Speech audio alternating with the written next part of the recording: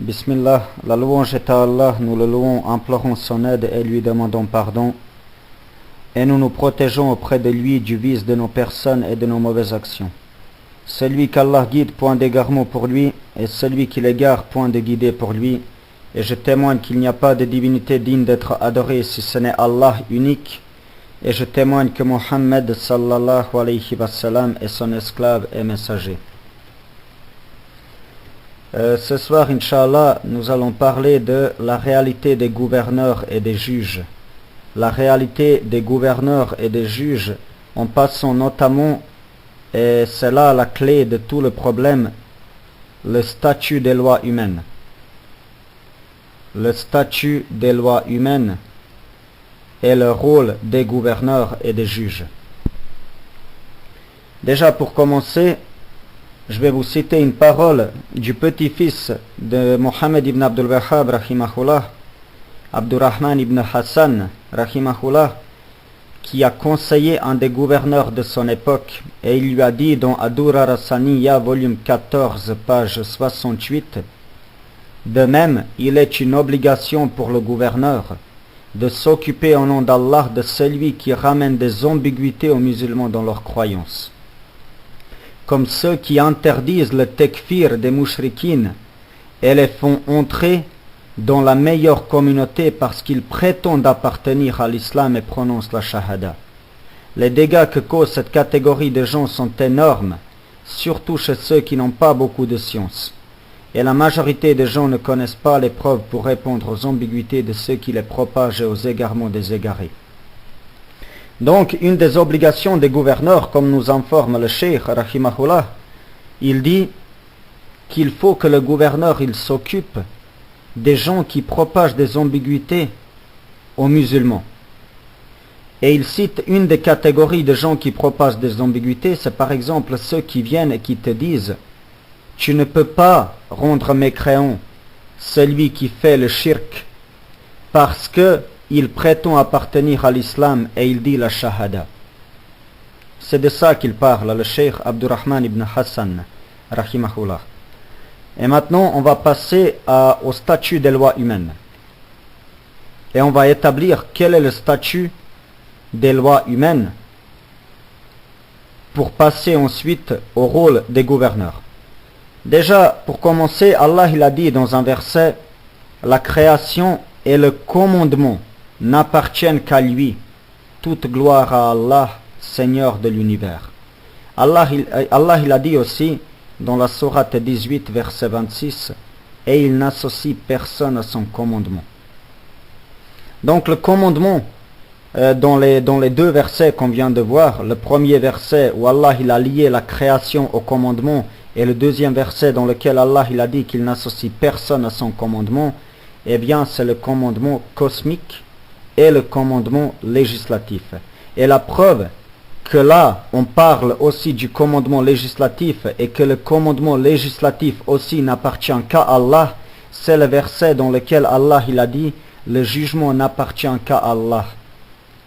Il vous a commandé de n'adorer que lui, telle est la religion droite, mais la plupart des gens ne savent pas.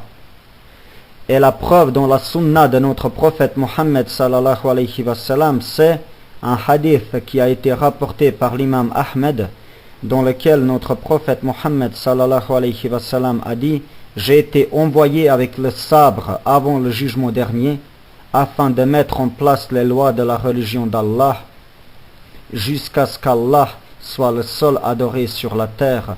Allah, celui qui n'a pas d'associé dans le jugement. Allah, celui qui n'a pas d'associé dans le jugement. »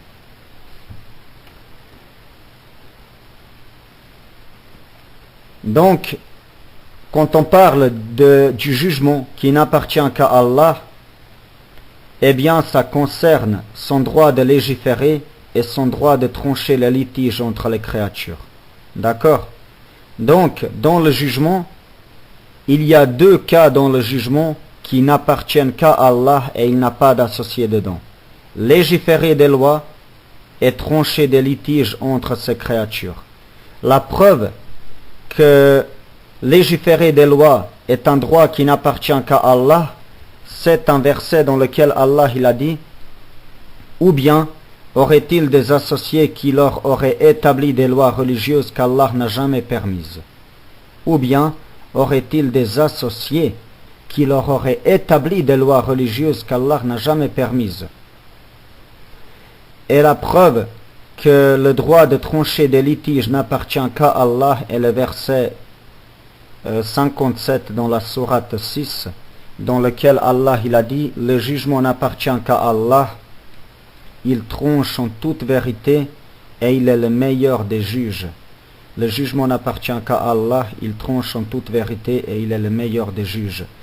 Et en ce qui concerne la sunna, il s'agit d'un hadith qui a été rapporté par les imams, notamment par les imams Abu Daoud et An-Nasa'i, dans lequel le prophète sallallahu alayhi wa sallam a dit: Allah est le juge et c'est à lui qu'appartient le jugement. Allah est le juge et c'est à lui qu'appartient le jugement. Donc, là, ce qui est important d'établir, c'est que tout autre jugement, écoutez bien, tout autre jugement qui est suivi, obéi et pris pour juge lors des litiges entre les gens, en dehors du jugement d'Allah, c'est un taghut. Parce que le droit de trancher des litiges n'appartient qu'à Allah. Et à partir du moment que ce droit il est accordé à un autre qu'Allah, cet autre devient un associé à Allah. Je répète, un des droits qui n'appartient qu'à Allah, c'est le droit de trancher des litiges. À partir du moment que ce droit est accordé à un autre que lui, cet autre devient un associé à Allah. Allah il a dit: n'as-tu pas vu ceux qui prétendent croire à ce qu'on a fait descendre vers toi et à ce qu'on a fait descendre avant toi? Ils veulent prendre pour juge le taghut, alors que c'est en lui qu'on leur a commandé de ne pas croire, mais le diable veut les égarer très loin dans l'égarement. Sourate 4, verset 60. Dans le tafsir d'Ibn Kathir, rahimahullah, on trouve dans l'interprétation de ce verset, le cheikh il dit: Allah blâme quiconque se détourne du Coran et de la Sunna et demande la justice à d'autres choses fausses. Et c'est ça le taghut dont il s'agit ici. Allah il a dit: les gens formaient à l'origine une seule communauté croyante. Puis, après leur divergence, Allah envoya des prophètes comme annonciateurs et avertisseurs. Et il fit descendre avec eux le livre contenant la vérité pour régler parmi les gens leurs divergences. At-Tabari, il a dit dans l'interprétation de ce verset, At-Tabari qui était parmi les salafs, il dit, quand Allah il parle, regardez cette partie du verset dans laquelle Allah il dit: et il fit descendre avec eux le livre contenant la vérité, pour régler parmi les gens leurs divergences. At-Tabari il dit: cela signifie pour mettre le livre comme juge entre les gens dans leurs disputes. Allah a lié le jugement au livre et a dit que c'est lui qui juge plutôt que les prophètes et les messagers. Car lorsque un prophète ou un messager a jugé, il a en réalité jugé avec ce qu'il a trouvé dans le livre qu'Allah lui a révélé. Ainsi, le livre qui a été décrit comme étant véridique dans son jugement est en fait le juge entre les gens, même si celui qui résout les disputes ne l'est pas. Donc, le livre qu'Allah il a fait descendre est un juge entre les gens. Pour résumer la parole de Tabari qui se trouve dans son tafsir. C'est pour cela que tout autre livre qui règle les litiges entre les gens est un taghut, car la fonction de régler des litiges n'appartient qu'à Allah. Allah, c'est lui qui a révélé le livre qui règle les litiges entre les gens.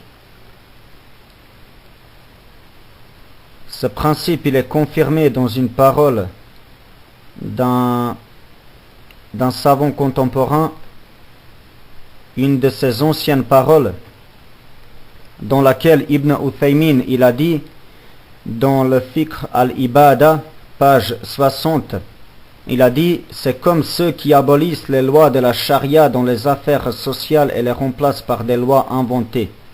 Il ne fait aucun doute que ceci est un échange entre la loi d'Allah et une autre, et ceci est une mécréance qui expulse de la religion, car celui qui fait cela s'est mis au niveau du Créateur lorsqu'il légifère pour les serviteurs d'Allah ce qu'Allah n'a pas permis, et même pire, qui s'oppose à la loi d'Allah, et il en a fait la loi qui tranche entre les gens. » Écoutez bien ce passage-là de la fin, et il en a fait la loi qui tranche entre les gens.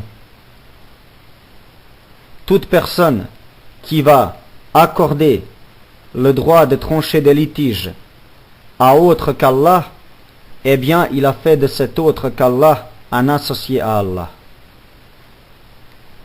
Allah il a dit « Est-ce donc le jugement de l'époque de l'ignorance qu'il cherche? Qu'y a-t-il de meilleur qu'Allah en matière de jugement pour des gens qui ont une foi ferme ?» Donc on voit dans ce verset-là qu'il y a deux sortes de jugements. Il y a le jugement d'Allah et il y a un jugement qui est en dehors de celui d'Allah. Étant donné qu'Allah il est unique dans le jugement et qu'il n'associe personne à son jugement, tout autre jugement en dehors du sien est un associé au jugement d'Allah, donc un tagout. Et il en est de même, et ceci est très important, pour chacune des lois qui sont issues de ce jugement, même si elles sont en accord avec la loi d'Allah, car chacune d'elles a été mise en place afin qu'elle soit, elle, la loi qui règle les litiges, la loi suivie et obéie en dehors de la loi d'Allah. D'accord? Chacune de ces lois, même si elle est en accord avec la loi d'Allah, elle a été mise en place afin qu'elle soit uniquement elle, celle qui règle des litiges en dehors d'Allah, afin qu'elle soit uniquement elle, celle qui est suivie et obéie en dehors d'Allah. Donc cette loi est un commandement en dehors du commandement d'Allah. Et cette loi est un juge en dehors d'Allah. Donc cette loi est un tagout.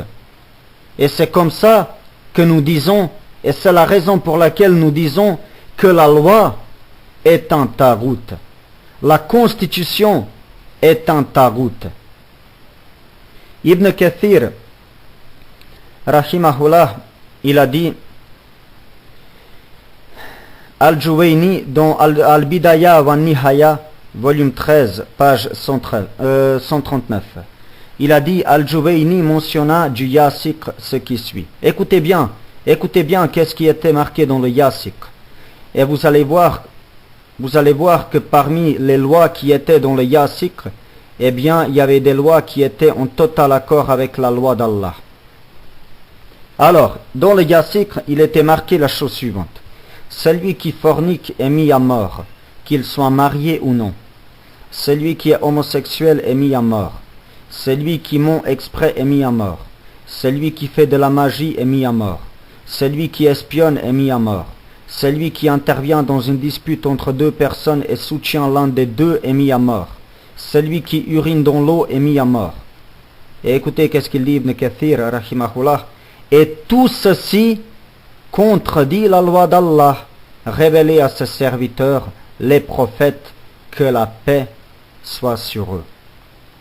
Il dit tout ceci contredit la loi d'Allah, parce que le Yasik et les lois qui s'y trouvent, elles ont été mises en place comme étant un commandement en dehors du commandement d'Allah, comme étant la loi suivie en dehors d'Allah, la loi obéie en dehors d'Allah, et la loi qui règle et tranche des litiges en dehors d'Allah.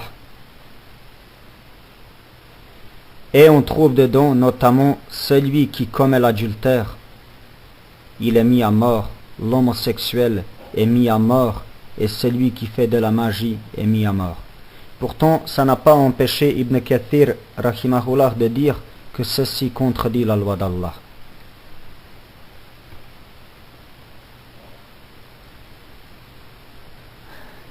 Maintenant, nous allons passer au rôle des gouverneurs. Le rôle des gouverneurs.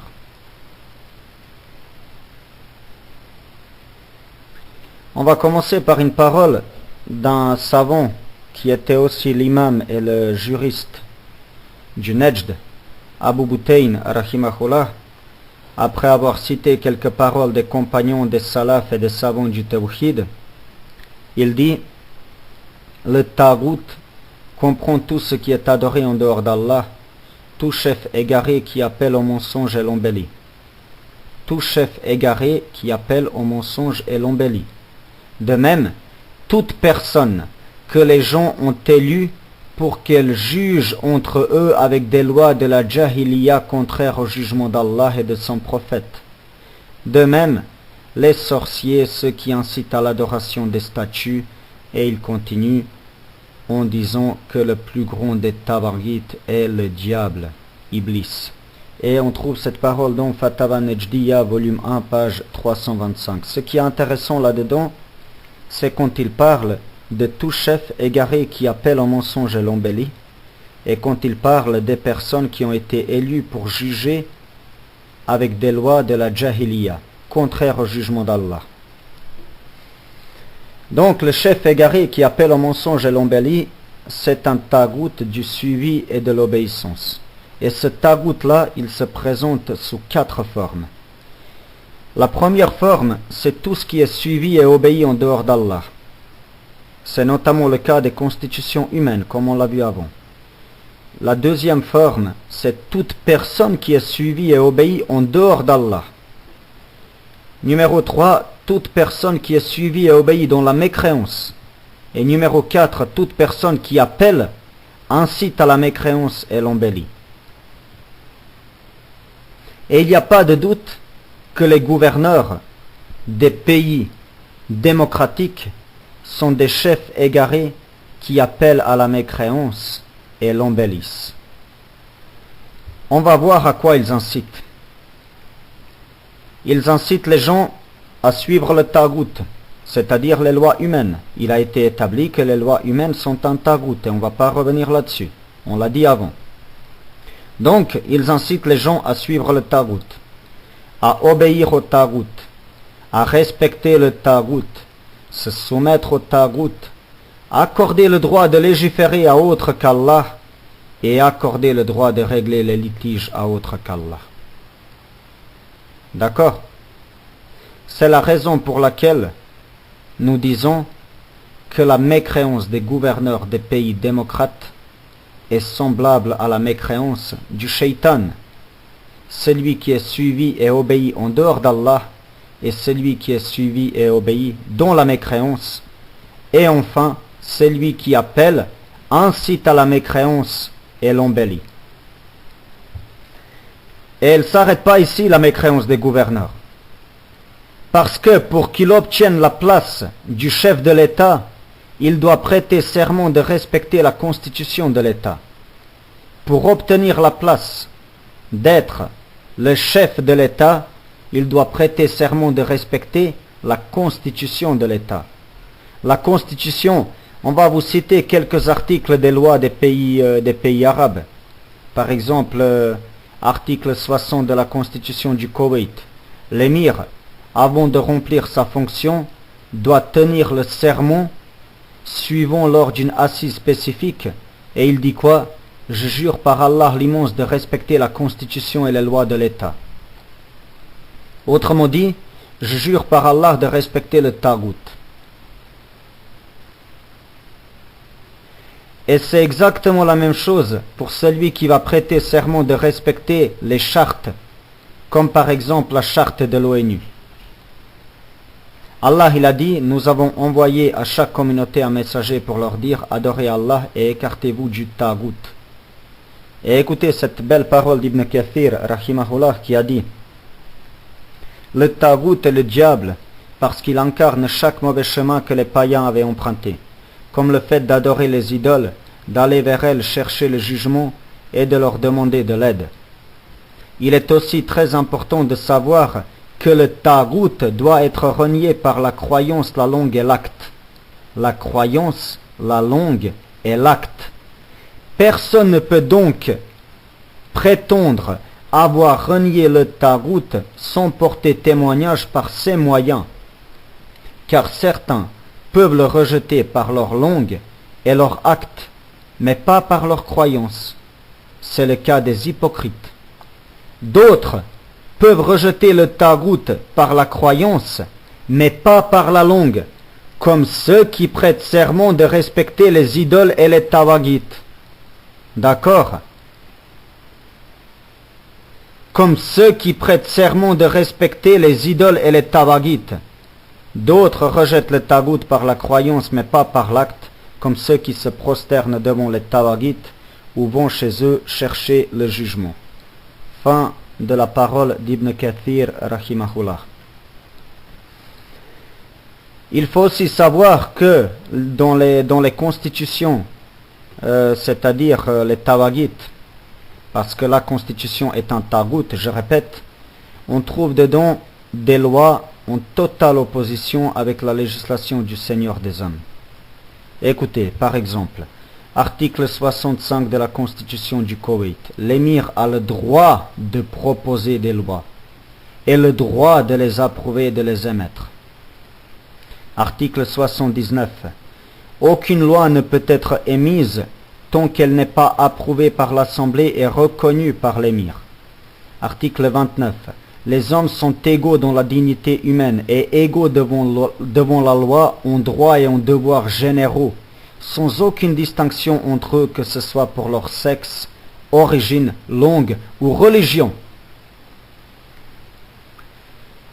Article 32. Il n'y a aucun crime ni aucune sanction, sauf fondée selon la loi, et il n'y a aucune punition, sauf s'il y a un texte de la loi qui le précise. Article 36. Liberté d'opinion, de recherche scientifique, et tout homme a le droit d'exprimer son opinion et de la diffuser oralement ou à l'écrit, ou par d'autres moyens, conformément aux conditions exposées par la loi. Article 68. L'émir déclare la guerre de défense par écrit. Quant à la guerre offensive, elle est interdite. D'accord? Le djihad de conquête, haram. Article 1er de la Constitution du Maroc. Le Maroc est une monarchie constitutionnelle, démocratique et sociale. Article 4. La loi est l'expression suprême de la volonté de la nation. Tous sont tenus de s'y soumettre. Ok? Vous êtes tenus de vous soumettre au tagout. Article 6 de la Constitution algérienne. Le peuple est la source de tout pouvoir. La souveraineté nationale appartient exclusivement au peuple. Et article 60. Toute personne est tenue de respecter la Constitution et de se conformer aux lois de la République. Autrement dit, toute personne est tenue de respecter le tagout et de se conformer au tagout. Et si vous prenez la charte de l'ONU, là, on peut prendre 5 points principaux dans lesquels elle s'oppose à la législation du Seigneur des hommes. On trouve notamment dedans le respect des lois humaines, les lois humaines qui sont des tawagites. On trouve aussi l'égalité entre les musulmans et les mécréants quant aux devoirs et aux obligations. On trouve l'annulation du djihad de conquête. On trouve l'annulation de l'alliance avec les croyants et le désaveu envers les mécréants. Et on trouve enfin l'engagement à prendre pour juge le tagout. Et après tout ça, si quelqu'un il a encore un doute, eh bien nous pouvons que lui conseiller de revenir et bien regarder et la charte de l'ONU et les constitutions des différents États démocratiques, pour voir de lui-même que les lois qui s'y trouvent sont en totale opposition avec la loi qu'Allah il a fait descendre. Maintenant, on a dit avant donc que le gouverneur, afin d'obtenir sa place de chef de l'État, on avait dit qu'il prêtait serment de respecter la Constitution. Et la Constitution, elle lui accorde 2 droits. Écoutez bien, la Constitution, elle lui donne le droit de légiférer des lois en dehors d'Allah et il lui donne le droit de trancher les litiges en dehors d'Allah.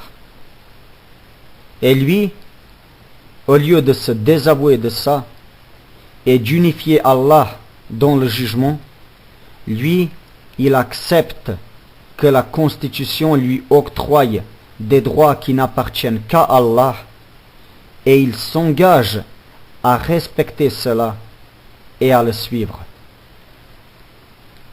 Donc il accepte qu'on lui donne des qualités qui n'appartiennent qu'à Allah. Il accepte d'être en égal à Allah dans le jugement. Quiconque met en place une seule loi en dehors d'Allah, comme on a dit avant, en réalité il aura mis en place un associé à Allah, un tagout. Parce que la loi est un tagout. Et celui qui met en place la loi, il a mis en place le tagout.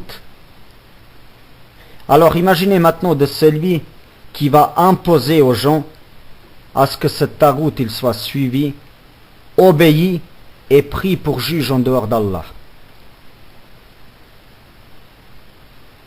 Imaginez si le prophète sallallahu alayhi wa sallam avait été avec nous.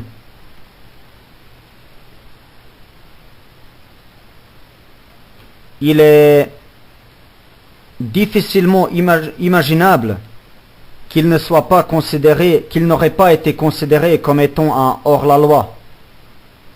Parce que un de ses crimes, ça aurait été de dire le jugement n'appartient qu'à Allah, il vous a commandé de n'adorer que lui, telle est la religion droite, mais la plupart des gens ne savent pas. Et combattez-les jusqu'à ce qu'il ne subsiste plus de shirk et que la religion soit entièrement à Allah. J'ai été envoyé avec le sabre avant le jugement dernier afin de mettre en place les lois de la religion d'Allah jusqu'à ce qu'Allah soit le seul adoré sur la terre.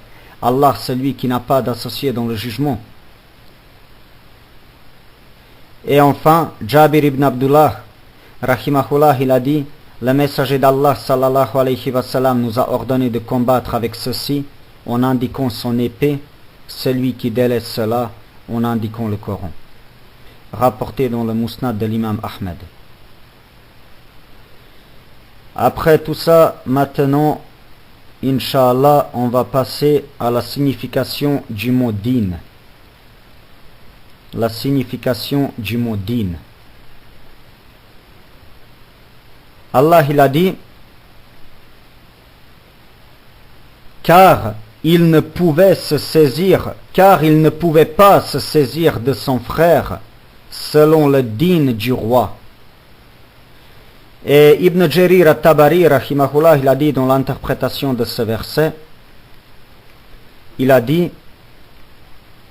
dit que Youssouf ne pouvait se saisir de son frère selon le jugement du roi d'Égypte. Donc, din, le mot din, il signifie le jugement. Allah, il a dit, certes, le din accepté d'Allah, c'est l'islam. Allah, il a dit aussi, et quiconque désire un din autre que l'islam ne sera point agréé, et il sera dans l'au-delà parmi les perdants. Alors maintenant, à toutes les personnes qui s'opposent à nous, nous leur demandons, est-ce que celui qui suit un autre din que l'islam est un musulman? Est-ce que celui qui appelle et incite à suivre un autre din que l'islam est un musulman? Est-ce que celui qui embellit un autre din que l'islam est un musulman? Est-ce que celui qui impose à ce qu'un autre din que l'islam soit suivi, obéi et pris pour juge est un musulman? Est-ce que ceux qui combattent pour mettre en place le din accepté d'Allah sont des chiens d'enfer? Et n'oubliez pas ce hadith, je le répète, rapporté par l'imam Ahmed. Le prophète sallallahu alayhi wa sallam a dit, j'ai été envoyé avec le sabre avant le jugement dernier, afin de mettre en place les lois de la religion d'Allah, jusqu'à ce qu'Allah soit le seul adoré sur la terre. Allah, celui qui n'a pas d'associé dans le jugement. Est-ce que le prophète sallallahu alayhi wa sallam est un chien d'enfer? Et Allah, il a dit, ni les juifs ni les chrétiens ne seront jamais satisfaits de toi, jusqu'à ce que tu suives leur religion. Dis, certes, c'est la direction d'Allah qui est la vraie direction, Mais si tu suis leur passion, après ce que tu as reçu de science, tu n'auras contre Allah ni protecteur ni secoureur. Sourate 2, verset 120. Et pour terminer, Inch'Allah, nous allons passer au rôle des juges.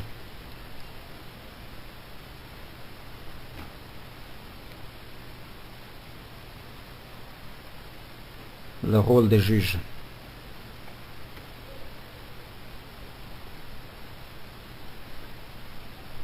Donc, la constitution d'un État démocratique, elle accorde aux juges le jugement, c'est-à-dire le droit de trancher les litiges en dehors d'Allah. Allah, il a dit, le jugement n'appartient qu'à Allah, il tranche en toute vérité et il est le meilleur des juges. C'est sous cet aspect-là que les juges sont des tawaghit, ou qu'un juge est un tagout, un associé à Allah dans le jugement. Par exemple, là je vais vous citer parmi les 5 tawaghit principaux qu'a cité le cheikh Mohammed ibn Abdul Wahhab rahimahullah dans Majmua al-Tawhid al-Najdiyya, volume 1, page 14. Eh bien, nous trouvons celui qui juge d'après une autre loi que celle qu'Allah il a révélée. Il est cité comme le 3e tagout principal. Et nous avons le verset dans lequel Allah il a dit « Et ceux qui ne jugent pas d'après ce qu'Allah a fait descendre sont les mécréants. Et ceux qui ne jugent pas d'après ce qu'Allah a fait descendre sont les mécréants. » Afin de trancher un litige, le juge d'un État démocratique, il va se référer au jugement instauré par les hommes. Donc il va se référer à la Constitution. Et en réalité, comme on l'a dit avant, il va se référer au tagout, parce que la Constitution est un tagout, étant donné qu'elle est suivie, obéie et prise pour juge en dehors d'Allah. Donc, le juge, il va lui-même prendre pour juge le tagout, pour trancher un litige. Alors qu'Allah, il a ordonné de mécroire au tagout. Allah, il a dit, n'as-tu pas vu ceux qui prétendent croire à ce qu'on a fait descendre vers toi et à ce qu'on a fait descendre avant toi? Ils veulent prendre pour juge le tagout, alors que c'est en lui qu'on leur a commandé de ne pas croire. Mais le diable veut les égarer très loin dans l'égarement. Et là, il y a quelque chose de très important à établir. Écoutez bien, prendre pour Seigneur un autre qu'Allah est identique à prendre pour juge un autre qu'Allah. Prendre pour Seigneur un autre qu'Allah est identique à prendre pour juge un autre qu'Allah, car la seigneurie et le jugement n'appartiennent qu'à Allah. Et nous trouvons dans la parole d'Abdurrahman ibn Sa'di, quand il a dit, dans son livre Al-Qawl as-Sadid, ala Kitab Tawhid, à propos du verset qu'on vient de citer, n'as-tu pas vu ceux qui prétendent croire à ce qu'on a fait descendre vers toi et ce qu'on a fait descendre avant toi, ils veulent prendre pour juge le tagout. Il dit, quiconque demande le jugement à un autre qu'Allah et son messager sallallahu alayhi wa sallam aura pris cet autre comme seigneur et aura pris pour juge le tagout. Et Sulayman ibn Sahman, rahimahullah, dans son commentaire du verset « Ceux qui ne jugent pas par la loi d'Allah sont les mécréants » a dit « Et cela expose la mécréance du juge en personne, ainsi que de ceux qui recourent à son jugement, de même que de celui qui ne croit pas en l'obligation de juger d'après la loi d'Allah, même si lui-même n'est pas juge ni ne demande de jugement. » Donc, on voit dans la parole de Sulayman ibn Sahman, rahimahullah, que la mécréance du juge en lui-même et de celui qui lui demande le jugement, elle est semblable. Car les deux, le juge, pour régler le litige, il va se référer à la constitution qui est un tagout, et celui qui demande le jugement, il va se référer à quelqu'un qui va lui se référer au tagout. Allah il a dit, écoutez bien ces deux versets. Allah il a dit, les prosternations sont pour Allah. N'adorez personne avec Allah. Allah il a dit aussi, le jugement n'appartient qu'à Allah. Il vous a commandé de n'adorer que lui. On voit dans ces deux versets que le droit d'être adoré n'appartient qu'à Allah et que le droit d'être pris pour juge n'appartient qu'à Allah. C'est pour cela que quiconque adore un autre qu'Allah aura donné un associé à Allah, et quiconque prend pour juge un autre qu'Allah aura donné un associé à Allah.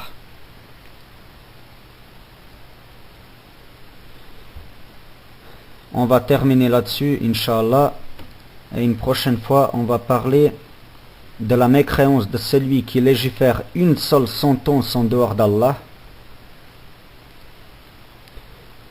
du shirk dans le jugement, et qui sont ceux qui sèment la corruption sur la terre dans le tafsir d'Ibn Kathir, pour passer à l'unanimité d'Ibn Kathir dans le sujet qui nous intéresse,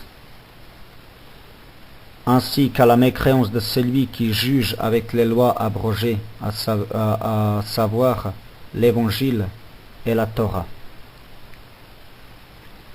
سبحانك اللهم وبحمدك أشهد أن لا إله إلا أنت أستغفرك وأتوب إليك. السلام عليكم ورحمة الله وبركاته.